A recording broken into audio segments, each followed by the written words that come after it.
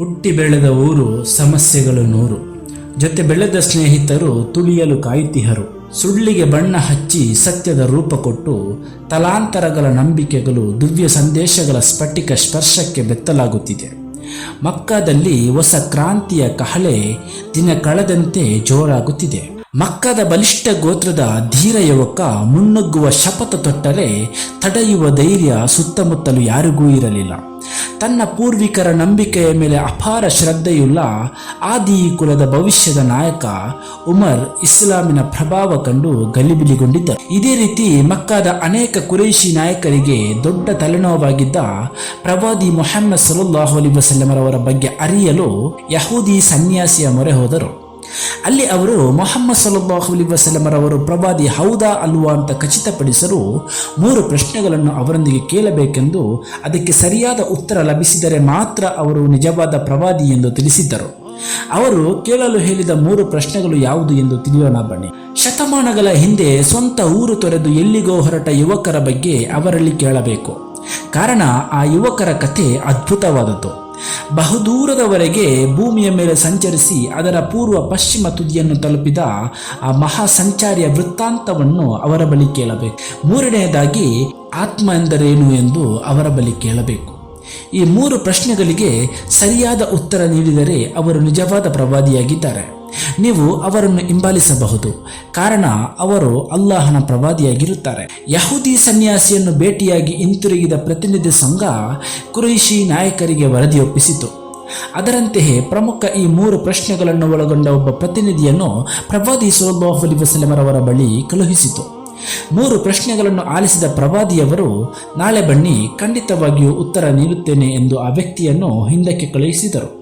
ಆದರೆ ನಾಳೆ ಉತ್ತರ ನೀಡುತ್ತೇನೆ ಎನ್ನುವಾಗ ಇನ್ಶಾ ಅಲ್ಲಾ, ಅಂದರೆ ಅಲ್ಲಾಹನು ಇಚ್ಛಿಸಿದರೆ ಎಂದು ಸೇರಿಸಲು ಮರೆತು ಹೋಗಿತ್ತು. ಇತ್ತ ಕುರೈಶಿಗಳು ತಮ್ಮ ಪ್ರಶ್ನೆಗಳಿಗೆ ಸಿಗುವ ಉತ್ತರಕ್ಕಾಗಿ ಕಾಯುತ್ತಿದ್ದರೆ, ಇನ್ನೊಂದು ಕಡೆಯಿಂದ ಪ್ರವಾದಿ ಸಲ್ಲಲ್ಲಾಹು ಅಲೈಹಿ ವಸಲ್ಲಂ ರವರು ಅಲ್ಲಾಹನ ದಿವ್ಯ ಸಂದೇಶಕ್ಕಾಗಿ ಕಾಯುತ್ತಿದ್ದರು. 1, 2, 3 ದಿನ ಕಳೆದು 15 ದಿನಗಳು ಕಳೆಯಿತು. ಕುರೈಶಿಗಳು ಕೇಳಿದ ಪ್ರಶ್ನೆಗೆ ಉತ್ತರ ಸಿಗಲಿಲ್ಲ. 1 ದಿನದಲ್ಲಿ ಉತ್ತರ ಹೇಳುತ್ತೇನೆ ಎಂದು ಹೇಳಿದ ಮೊಹಮ್ಮದ ಬಳಿ ಉತ್ತರವಿಲ್ಲ ಎಂದರಿತುಕೊಂಡು ತೀಕ್ಷ್ಣವಾದ ಮಾತುಗಳಿಂದ ಈಟಿಗಿಂತ ರಭಸವಾಗಿ ಚುಚ್ಚತೊಡಗಿದರು. ಪ್ರವಾದಿ ಸಲ್ಲಲ್ಲಾಹು ಅಲೈಹಿ ವಸಲ್ಲಂ ರವರು ಹೊರ ನಡೆಯಲು ಅಸಾಧ್ಯವಾದ ಪರಿಸ್ಥಿತಿ ಸೃಷ್ಟಿಯಾಯಿತು.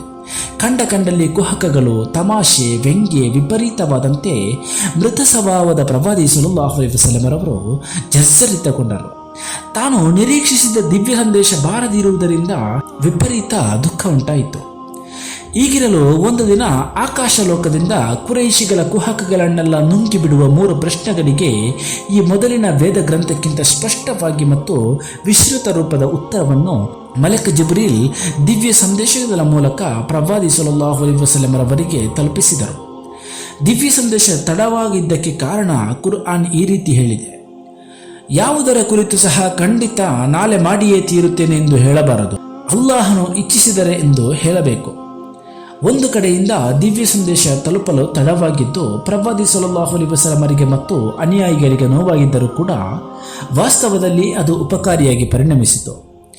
ದಿವ್ಯ ಸಂದೇಶವು ಮುಹಮ್ಮದ್ ಸಲ್ಲಲ್ಲಾಹು ಅಲೈಹಿ ವಸಲ್ಲಂ ರವರ ಸ್ವಂತ ಸೃಷ್ಟಿ ಎಂದು ದೂರದ ರಹ್ಮಾನ್ ಎಂಬವರಿಂದ ಕಲಿತು ಹೇಳುವುದು ಎಂದು ಶತ್ರುಗಳು ಮಕ್ಕಾದಲ್ಲಿ ವದಂತಿ ಹಬ್ಬಿಸಿದ್ದು ಗೊತ್ತಿರುವ ವಿಷಯ. ಒಂದು ವೇಳೆ ದಿವ್ಯ ಸಂದೇಶ ಅವರ ಸೃಷ್ಟಿಯಾಗಿದ್ದಲ್ಲಿ ಇಷ್ಟು ದಿನಗಳ ಕಾಲ ಅವರು ಶತ್ರುಗಳಿಂದ ಅವಮಾನ ಅನುಭವಿಸಬೇಕಾಗಿರಲಿಲ್ಲ. ಮಾರನೆಯ ದಿನವೇ ಏಳಬಹುದಿತ್ತು ಅನ್ನುವ ಚರ್ಚೆಗಳು ಮಕ್ಕಾದಲ್ಲಿ ತುಂಬ ನಡೆಯತೊಡಗಿತ್ತು.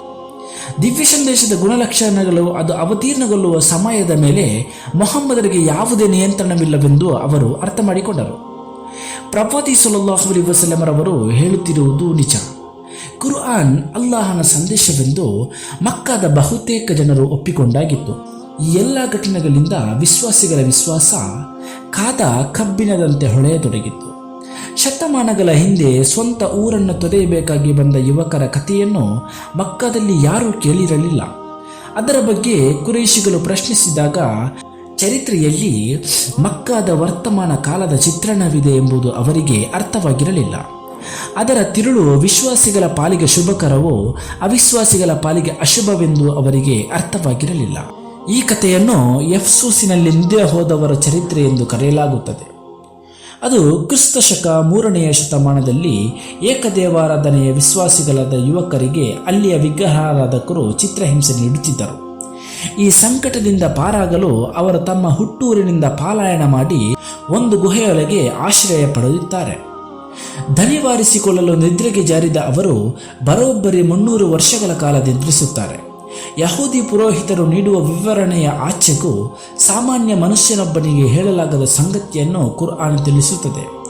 ಗಾಢ ನಿದ್ರೆಯಲ್ಲಿದ್ದ ಯುವಕರ ದೈಹಿಕ ಚಲನವಲನಗಳು, ಅವರೊಂದಿಗೆ ಕಾವಲಿದ್ದ ನಂಬಿಕಸ್ಥ ಸಾಕುನಾಯಿ ಮುಂಗಾಲುಗಳನ್ನು ಚಾಚಿ ಕುಳಿತಿರುವ ದೃಶ್ಯಗಳವರೆಗಿನ ಎಲ್ಲವನ್ನೂ ಕುರ್ಆನ್ ಅತ್ಯಂತ ಸುಂದರವಾಗಿ ವಿವರಿಸುತ್ತದೆ. ಈ ಚರಿತ್ರೆಯನ್ನು ವಿವರಿಸುವ ಅಧ್ಯಾಯವಾಗಿದೆ ಅಲ್ ಕಹಫ್. 2ನೆಯ ಪ್ರಶ್ನೆಯಾದ ಜುಲ್ಕರ್ನೈನಿ ಅಂದರೆ 2 ಕೊಂಬುಗಳಿರುವವನು ಎಂದರ್ಥ ಬರುವ ವಿಶ್ವ ಪರ್ಯಟನೆಯ ಬಗ್ಗೆ ಕುರ್ಆನ್ ಅದ್ಭುತ ರೀತಿಯಲ್ಲಿ ವಿವರಿಸುತ್ತದೆ. ಭೂಮಿಯ 2 ತುದಿಗಳಾದ ಪೂರ್ವ ಪಶ್ಚಿಮಗಳೆಡೆಗೆ 2 ಮಹಾಯಾತ್ರೆಯನ್ನು ವಿವರಿಸುತ್ತಾ ಕುರ್ಆನ್ ಯಹೂದಿಗಳಿಗೂ ತಿಳಿಯದಂಥ ಅವರ 3ನೆಯ ಯಾತ್ರೆಯ ಬಗ್ಗೆ ಸ್ಪಷ್ಟವಾದ ಬೆಳಕು ಚೆಲ್ಲುತ್ತದೆ. ಆ 3ನೆಯ ಅದ್ಭುತ ಯಾತ್ರೆ ಯಾವುದು? ಯಹೂದಿಯ ಕೊನೆಯ ಪ್ರಶ್ನೆ ಆತ್ಮದ ಬಗ್ಗೆ ಕುರ್ಆನ್ ಏನು ವಿವರಣೆ ನೀಡುತ್ತದೆ? ಈ ಎಲ್ಲ ವಿಚಾರಗಳನ್ನು ತಿಳಿದ ನಂತರವೂ ಶ್ರೇಷ್ಠತೆಯ ಅಮಲಿನಲ್ಲಿದ್ದ ಯಹೂದಿಗಳು ಏನು ಮಾಡುತ್ತಾರೆ ಎಂಬುದು ನಾಳೆಯ ಸಂಚಿಕೆಯಲ್ಲಿ ನೋಡೋಣ. ಈ ವಿಡಿಯೋ ನಿಮಗೆ ಇಷ್ಟವಾಗಿದ್ದಲ್ಲಿ ನಿಮ್ಮ ಪ್ರೀತಿ ಪಾತ್ರರಿಗೆ ಶೇರ್ ಮಾಡಿ, ಹಾಗೆ ಸಬ್ಸ್ಕ್ರೈಬ್ ಮಾಡುವ ಮೂಲಕ ನಮ್ಮನ್ನು ಪ್ರೋತ್ಸಾಹ ನೀಡಿ. ಅಸ್ಸಲಾಮು ಅಲೈಕುಂ ವರಹಮತುಲ್ಲಾಹಿ ತಆಲಾ.